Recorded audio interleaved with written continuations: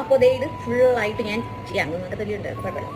ചെത്തിയെടുത്തിട്ട് ഇനി ഇത് നമുക്ക് കട്ട് ചെയ്യണമല്ലോ. തെന്നി പോകുമല്ലോ, എൻ്റെ കൈ മുറിയുമോ എന്നാണ് എൻ്റെ ഒരു കേട്ടാ. ചിക്കൻ കട്ട് ചെയ്യുമ്പോൾ നമുക്ക് മാങ്ങ കട്ട് ചെയ്യുന്നു. ഫ്രൈ രണ്ട് സൈഡ് കൊടുക്കും.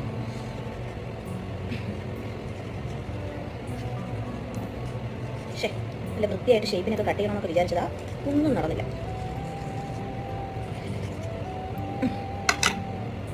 അപ്പോൾ അത് കുറച്ച് മുളക് പൊടിയും ഉപ്പും കൂടെ കൂടും, ആവശ്യമുണ്ടെങ്കിൽ പിന്നെ കല്ലേ.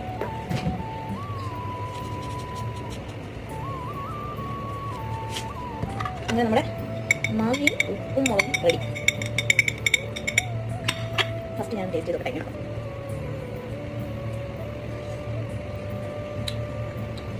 നല്ല മധുരമുണ്ട്, അടിപൊളി. അപ്പം ഞങ്ങൾ വീട്ടിൽ